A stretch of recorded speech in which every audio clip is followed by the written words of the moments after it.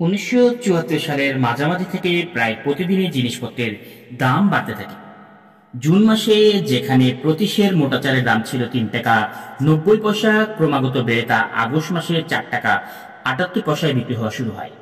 September মাসে 6 টাকায় ও October মাসে 60 টাকা 16 পয়সায় বিক্রি হতে শুরু করে। 1971-72 সালে যখন মাঝামাঝি মানের 1 মণ চালের দাম ছিল 57.10 টাকা, 1974-75 সালে তা বেড়ে দাঁড়ায় 244.40 টাকায়। 1974 সালে প্রায় সকল সামগ্রীর মূল্য 300 থেকে 400% বৃদ্ধি পায়। এভাবে 1974 সালের শুরু থেকে সারা দেশে দুর্ভিক্ষের পদধ্বনি শোনা যেতে থাকে। ইতিমধ্যেই খাদ্যের অভাবে দেশের লোক অনাহারে ও অর্ধাহারে দিন কাটাচ্ছিল। কর্মসংস্থান না থাকায় এবং দ্রব্যমূল্য ক্রয় ক্ষমতার বাইরে চলে যাওয়ায় এ সময় গ্রামাঞ্চলে গরিব লোকজন দলে দলে শহরাঞ্চলে এসে ভিড় জমাতে থাকে। এ অবস্থায় দেশের বিরোধী রাজনৈতিক দল এবং সংবাদসমূহ বারংবার সরকারকে সতর্ক করে দিলেও সরকার অব্যাহতভাবে দাবি করতে থাকে যে পরিস্থিতি পুরোপুরি প্রশাসনের নিয়ন্ত্রণে রয়েছে।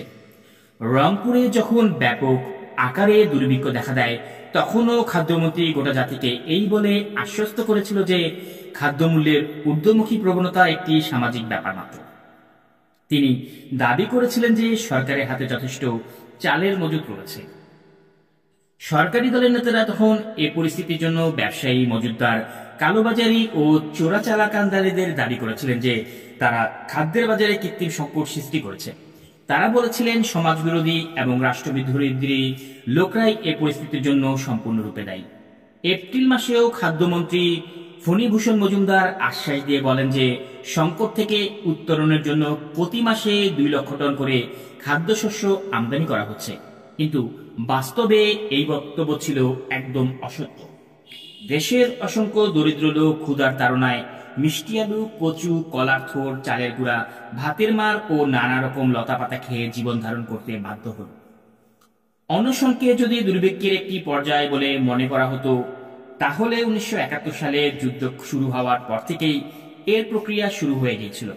তখন থেকেই সোনার বাংলার মাটিতে অসংখ্য লোক অনাহারে অর্ধাহারে থেকে আস্তে আস্তে মৃত্যুর দিকে ধাবিত হচ্ছিল।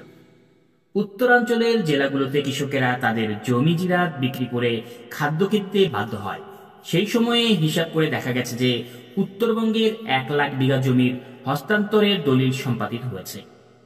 এসব জমি প্রধানত আওয়ামী লীগের স্থানীয় চাইরা সস্তায় কিনে নেয়।